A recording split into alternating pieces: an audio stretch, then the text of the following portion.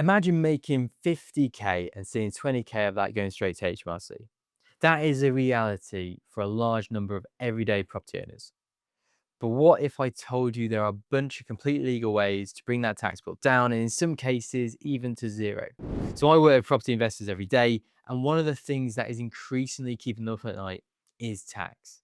Because here's what's happening. A lot of work is going into building something, creating value.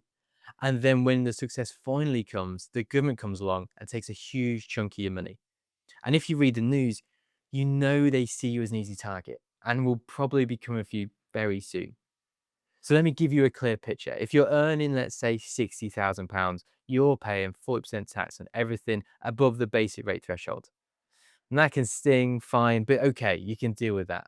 But when you've got properties, maybe just a couple of buy-to-lets, maybe more, and that's generating, let's say, £50,000 in profit, here's where HMRC goes in hard. You can't deduct your mortgage interest rate anymore, not properly anyway. So that 50,000 profit, that's what you're taxed on, the full amount at 40%. So that's 20K gone, just like that. Now you might be thinking, I don't have a massive portfolio. This doesn't apply to me. But that's where you're wrong. Whether you've got just one property or 20, whether you're just starting out or you've been doing this a long time, the principles I'm about to share with you apply to you.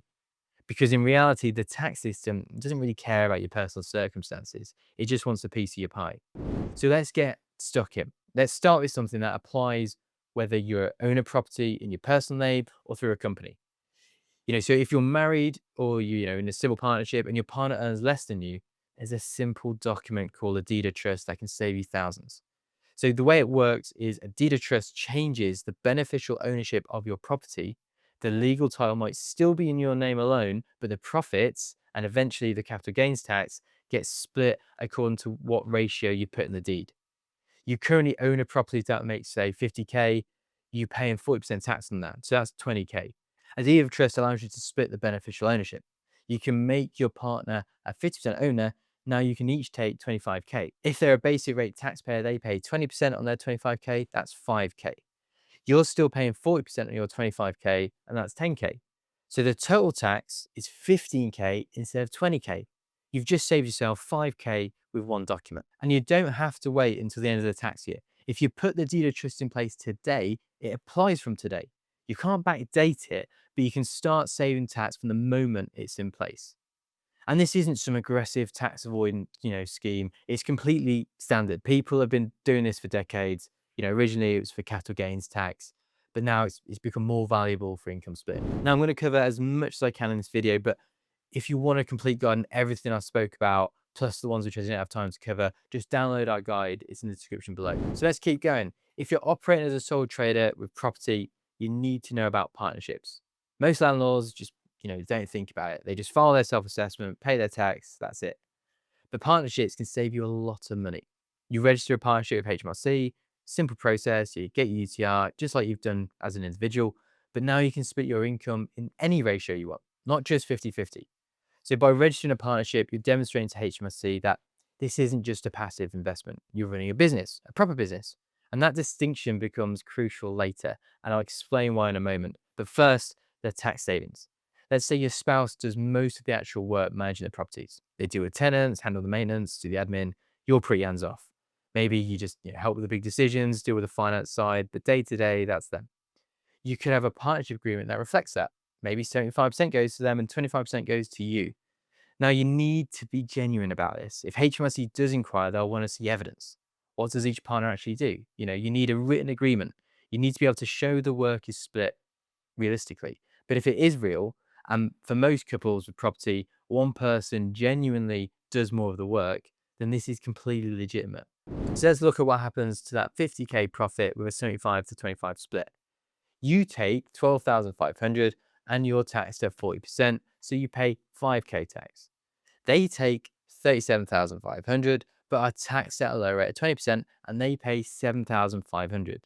So you end up paying 12,500 instead of 20K. You've just saved yourself 7.5K compared to owning it all yourself. And unlike a deed of trust, if you can demonstrate you've genuinely been running this as a partnership already, you've both been involved, you've both been doing the work, you can potentially backdate this registration to the start of the last tax year. So let's move on to limited companies.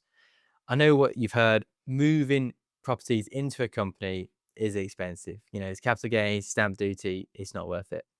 And you know what? Sometimes that is true. When you transfer properties to a company, even though you own both sides of the transaction, HMRC treat it as a market value sale. That means capital gains tax on any increase in value since you bought it. And that's due within 60 days of transfer. Plus, you've got stamp duty, and that's due within 30 days. On a decent sized portfolio, that could easily cost you between 50, 100K, or even more. You don't want to be losing that sort of cash.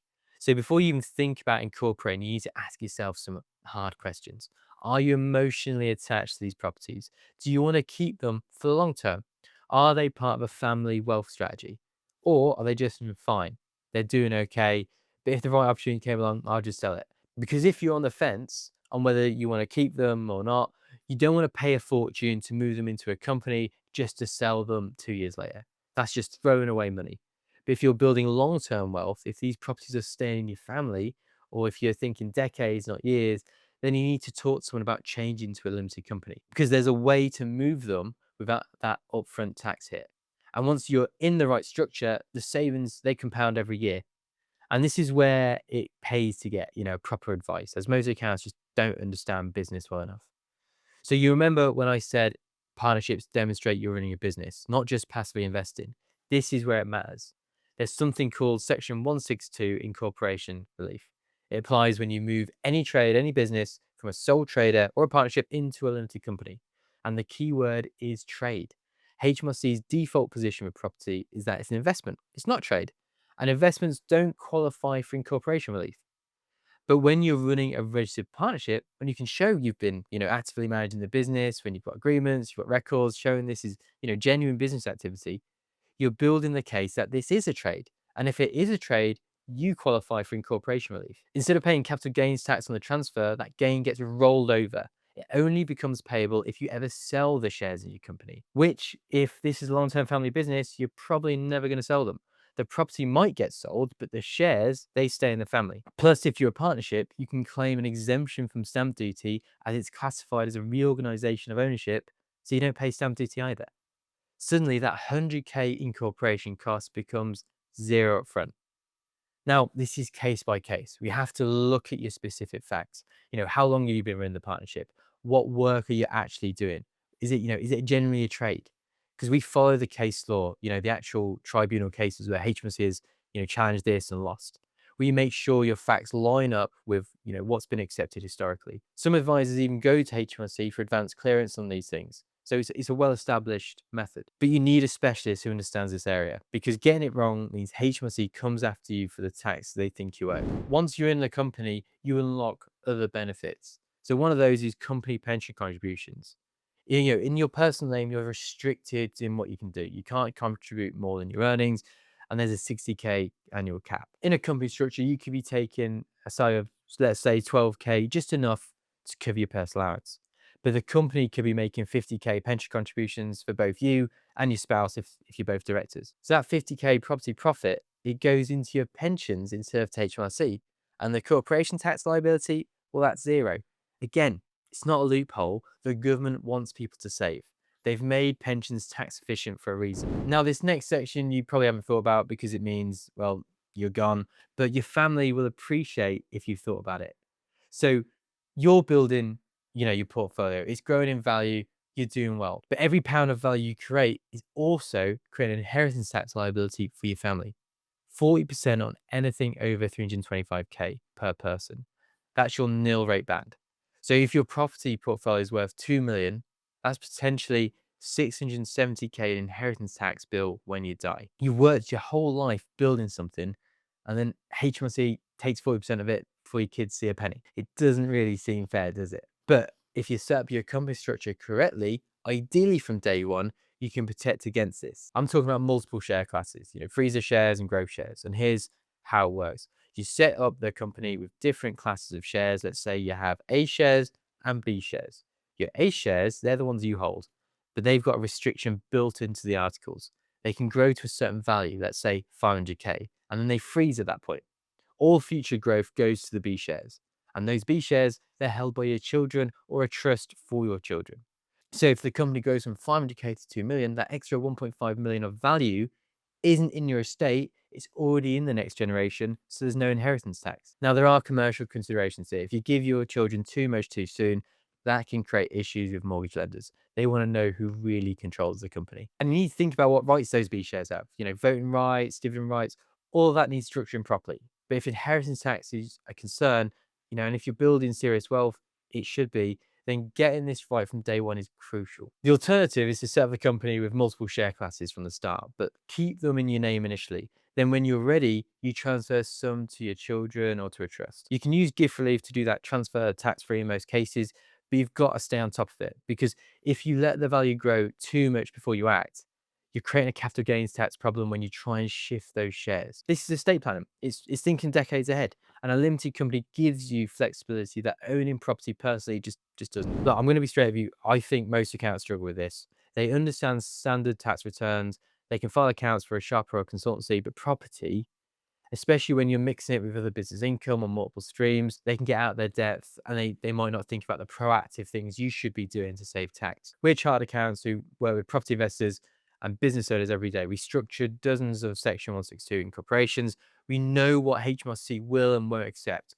We've already helped our clients save thousands in tax.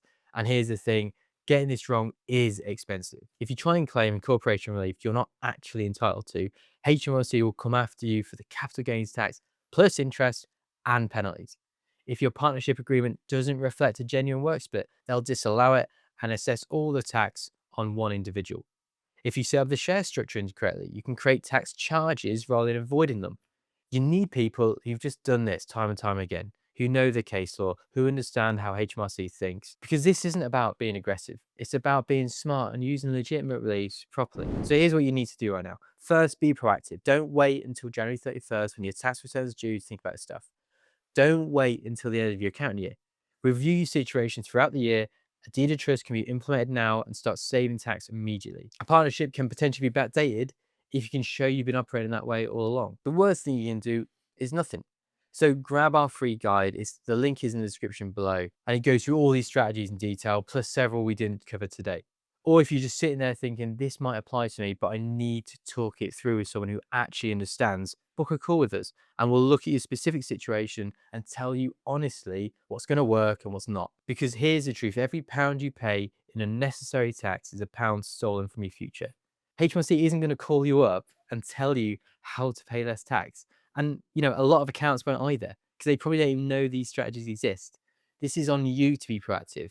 Use the system, structure things properly, and keep more of what you earn. This is what we help people do. So let me know in the comments below, what's your biggest property worry right now? I do read every comment. I'll do my best to point you in the right direction. So remember, the link to the guide is below. Go get it, and I'll see you in the next one.